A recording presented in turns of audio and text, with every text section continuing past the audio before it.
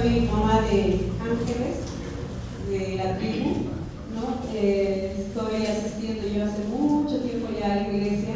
De hecho, cuando era joven pertenecía a la tribu de Isaacar, ¿no? Así que, bueno, de todas maneras, cuando los hijos nacen y crecen, ellos deciden a qué tribu pertenecer, así que ahora estoy apoyando a la tribu de Leví. Y para mí es un honor y un gusto pertenecer y estar aquí con ustedes. Particularmente hoy he acercado dar un poco de mi testimonio, pero más allá de eso, yo no soy una persona que les puede decir yo era así, me convertí así, o quizás les puede decir a mí me sacaron de esto o me pasó esto y Dios me concedió lo otro. De hecho, fue mi familia la que se convirtió. Un poquito para contarles mi vida y por dónde parte el que yo conozca a Dios. Empieza porque mi mamá se vino a vivir a Cochabamba porque terminó su trabajo en Oruro, Guanoní, hubo la relocalización que le llamaban. Y ustedes como jóvenes quizás no comprenden, pero fue un momento donde despidieron a mucha gente y se quedaron sin trabajo. Por lo que llegaron aquí a Cochabamba. Y en Cochabamba mi mamá empezó a conocer de Dios porque mi padre era alcohólico.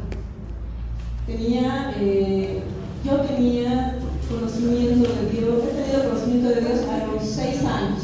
He empezado a asistir a la iglesia, voy a hacer un poquito más aquí.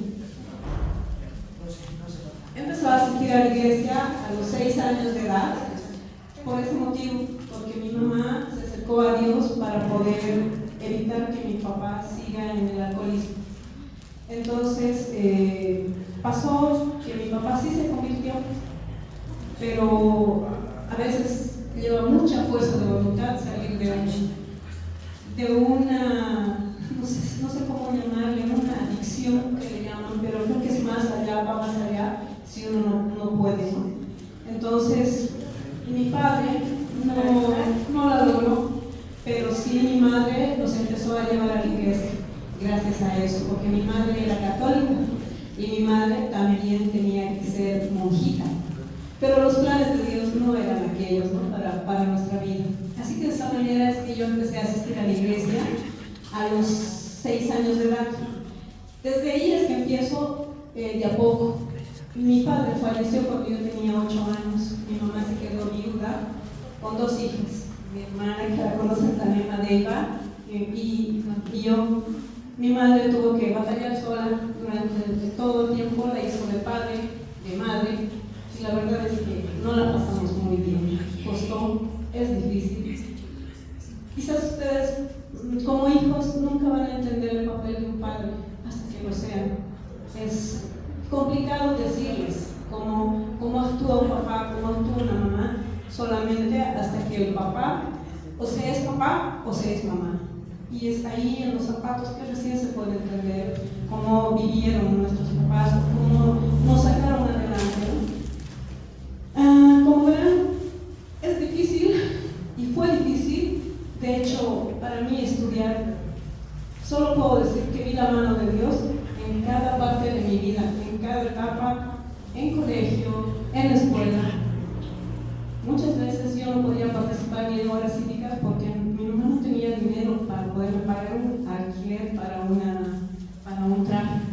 Entonces tenía una profesora que completaba el traje para yo participar. Y yo decía, bueno, adelante.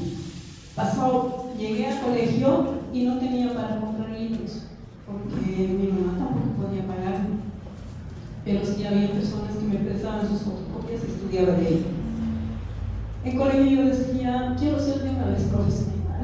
Y me he cansado de no poder ayudar a mi mamá. Quería terminar la carrera lo antes posible porque necesitaba ayudar a mi mamá. Quería yo ser el sostén de mi hogar. Porque decía, ya hemos pasado mucha necesidad, mucha carencia, ¿no? Había días que comíamos, me acuerdo, pan duro de un mes porque no teníamos que comer. Había días difíciles donde me acuerdo que mi mamá hacía alcanzar las grasitas de la carne para cocinar porque no había carne. Entonces estaba acostumbrada a comer cosas como esas porque la necesidad lo ameritaba, ¿no? Entonces, cuando yo decidí querer estudiar, estando en el colegio,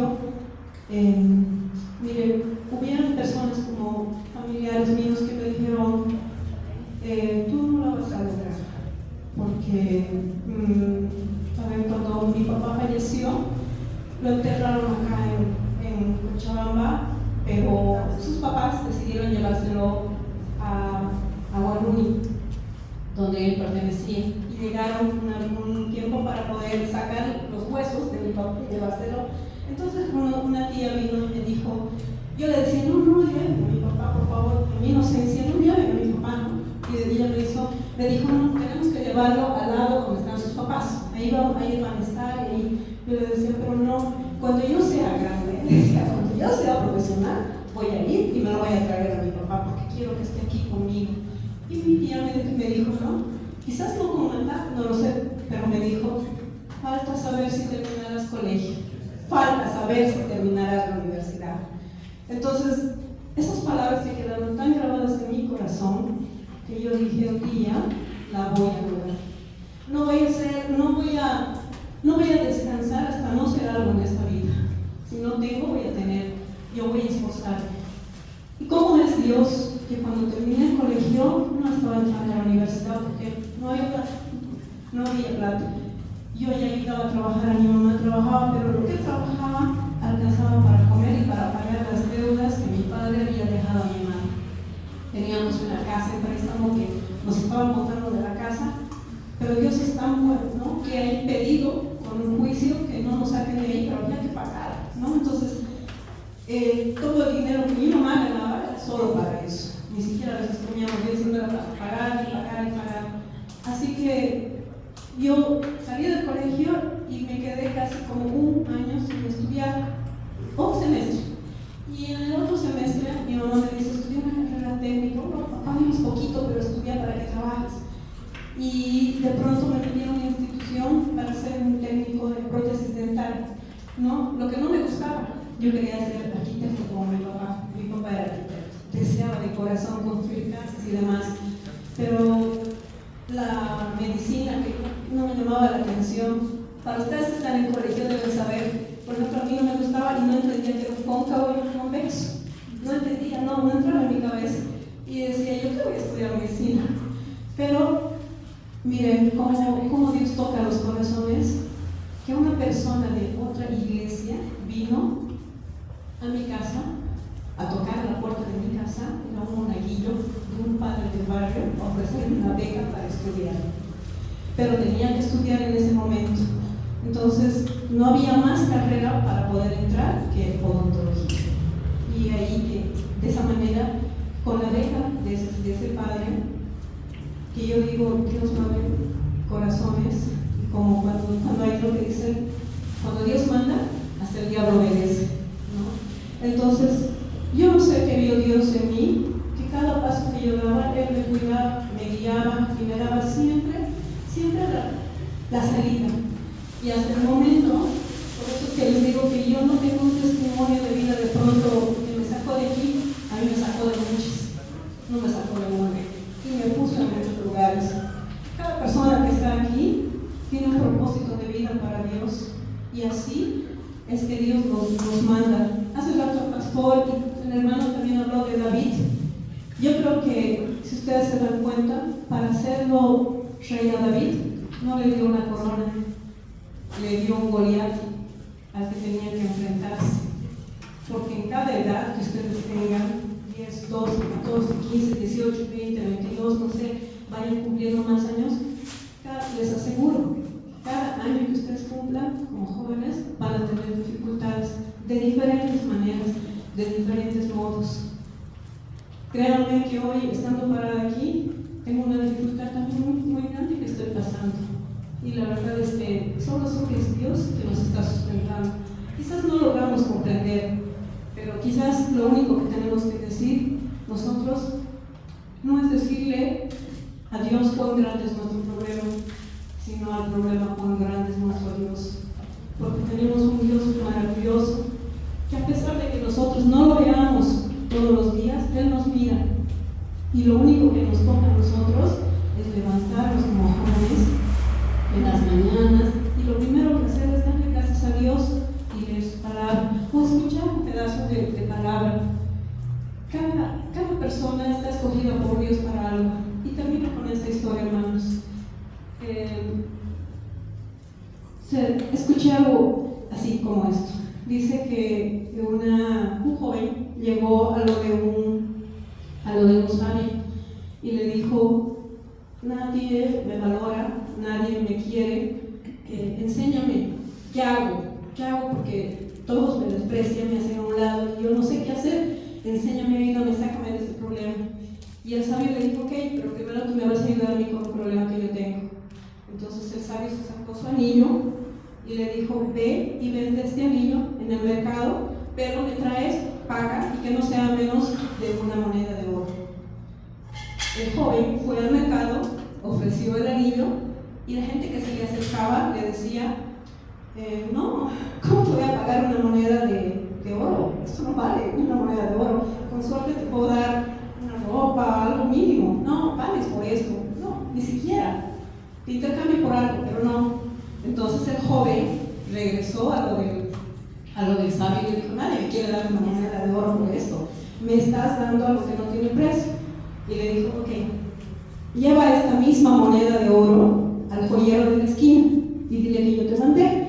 Y ve y vamos a ver cuánto de dinero te ofrece. Ve, pero no le digas nada, solo dile cuánto me ofreces. Entonces fue al joyero de la esquina y le dijo: ¿cuánto me das por este anillo, ¿no? Que me ha mandado tal persona? Y el joyero le dijo: te doy 45 monedas de oro. Y el muchacho se admiró y dijo: 45, pero si no me daba ni una. O sea, no tiene que darme ni una. Él me quiere dar 45, ok. Enseguida regreso. Se fue a lo del sabio y le dijo: ¿quieres darme 45? Son 45 monedas. O sea, ella le dijo: ¿has entendido? Los otros no daban ni una, él te da 45. Así es Dios. Que nosotros de pronto, la gente no ve una sola moneda de oro y no da por nosotros una moneda de oro. Pero Dios dio su vida por nosotros, más que 45 monedas. Entonces, si se dan cuenta, en cada uno de nosotros Él ve cosas que nadie más puede ver, nadie más.